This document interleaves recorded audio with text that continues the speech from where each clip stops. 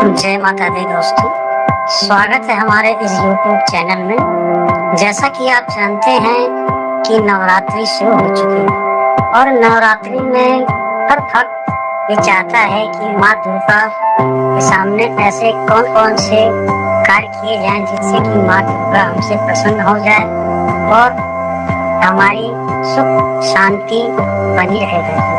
तो आइए हम बताते हैं कि नवरात्रि के 9 दिनों के दौरान अपने घर में रोजाना लौंग और कपूर का धुआं करें। इससे घर में मौजूद सभी प्रकार की नकारात्मक ऊर्जा दूर हो जाएगी।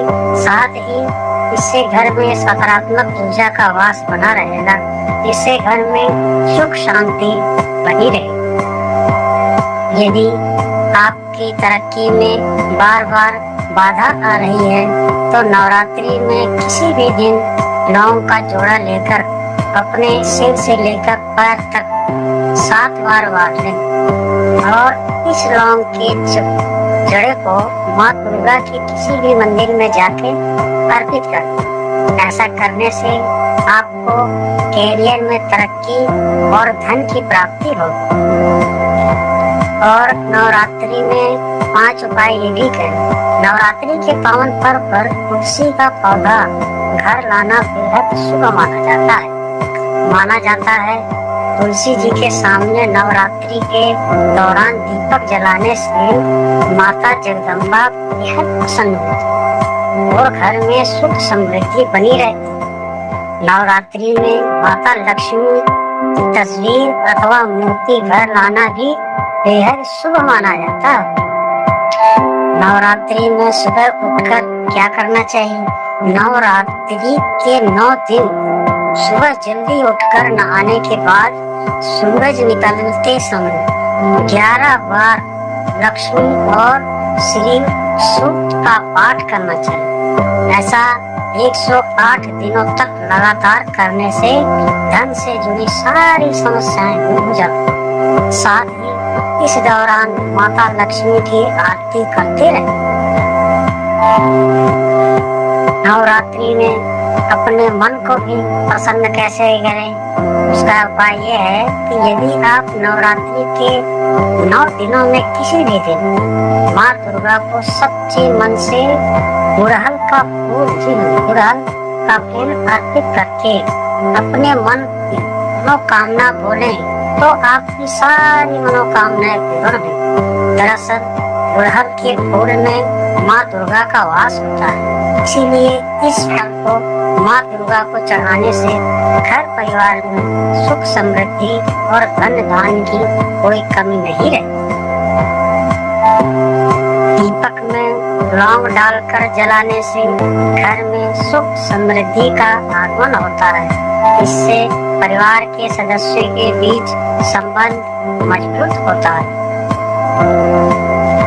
इन 9 दिनों के दौरान भक्तजन दिन की शुरुआत घर और मंदिर की सफाई से करते हैं और फिर स्नान करते हैं। इसके बाद वे माँ दुर्गा के लिए भोग तैयार करते हैं और बाद में उसे अर्पित करते हैं। मंत्रों का जाप करते हैं और आरती करते हैं और अंत में वे देवी को अर्पित भोग खाते हैं। इनके बताए अनुसार दान पुण्य करें ताकि माँ दुर्गा को प्रसन्न कर सके। नवरात्रि के जिस दिन भी आपका व्रत होता हो उस दिन देवी माँ के समक्ष जाकर उनसे जुड़े विशेष मंत्र व आरती के साथ पूजा अर्चना करनी चाहिए। इससे माँ दुर्गा प्रसन्न होती है। कहा जाता है कि ऐसा करने से व्रत भंग होने का दोष भी नहीं लगता। आप व्रत में किसी भी प्रकार के अनाज जैसे गेहूं, चावल, बाजरा, मक्का आदि का सेवन नहीं कर सकते। व्रत में साधारण नमक का इस्तेमाल भी नहीं किया जाता।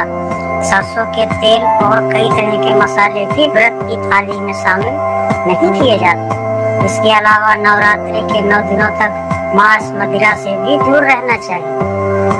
नवरात्रि का चौथा दिन आज रविवार 6 अक्टूबर को पड़ रहा है।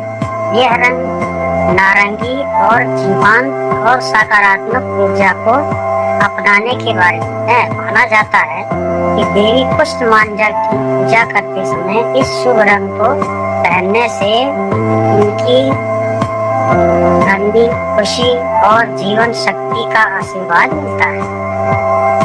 9 दिनों के उपवास के दौरान सभी प्रकार के अनाज और आटे से बचें, तामसिक भोजन से बचें, अंडा, मांस, प्याज, लहसुन, तमाशे पदार्थों से दूर रहें, शराब न पिएं, आध्यात्मिक शुद्धता बनाए रखने के लिए शराब से जुड़ी पूरी तरह से बचें, नाखून और बाल कटवाना, उपवास के दिनों में अपने नाखून और बाल न कटवाएं।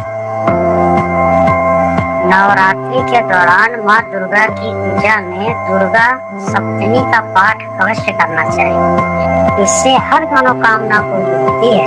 साथ ही धन, दौलत, कैरियर और नौकरी समेत सभी क्षेत्रों में लाभ की प्राप्ति के योग बनते हैं। ऐसे में आइए इस शक्तिशाली पाठ को पढ़ना भी बहुत जरूरी है। जानते हैं ओम ज्ञानी नमापति त्रिकांशी देवी भगवती सा। नवरात्रि में ऐसे में इस दिन सुबह जल्दी उठकर स्नान आदि से निवृत्त हो जाएं। इसके बाद पूजा स्थान की अच्छे से साफ सफाई करें और गंगा जल का छिड़काव। इसके बाद माता लक्ष्मी के समक्ष दीपक जलाएं और माता लक्ष्मी दुर्गा की गंगा जल से अभिषेक करें। पूजा के दौरान माता रानी को अक्षत, सिंदूर, लाल फूल और प्रसाद अर्पित करें। आप जानते हैं कि नवरात्रि में आप शक्ति भी प्राप्त कर सकते हैं। जैसे इस दौरान उस घट स्थापना करके माता की ज्योत जलाकर चंडी पाठ, जी हाँ, चंडी पाठ देवी अथवा पारायण या दुर्गा सप्तशती का पाठ करना चाहिए। इन 9 दिनों के दौरान माता के मंत्र का जाप करते हुए व्यक्ति को उपवास और संयम में रहना चाहिए। सप्तमी, अष्टमी और नवमी के दिन कन्या पूजन करके उन्हें अच्छे से भोजन ग्रहण कराना चाहिए। रात में सोते समय लौंग को तकिए के नीचे रखने से आर्थिक तंगी से छुटकारा मिलता है। ऐसा करने से धन की कमी नहीं होती। नवरात्रि में माता दुर्गा के 9 रूपों की पूजा कलश रखकर विधि विधान के साथ की जाती है। दशमी तिथि के दिन उस कलश को नदी में प्रवाहित किया जाता है। ज्योतिषाचार्य ने आगे बताया है कि कलश को उठाने से पहले उसे 5 बार हिला लेना चाहिए, उसके बाद ही कलश को उठाना चाहिए। माँ दुर्गा इस चीज से खुश होती है। आप कुछ भी अर्पित करना चाहते हैं और सच्चे प्रेम और श्रद्धा के साथ एक छोटा साधारण सा फूल भी अर्पित कर तो निश्चित रूप से स्वीकार किया जाए। माँ दुर्गा अपने भक्तों से इतना प्यार करती है कि वे हमारे लिए कुछ भी कर सकती है। हम सभी की संतान, और जब हम उन्हें माँ या मदर कहते के बारे में तो यह भी बेहतर।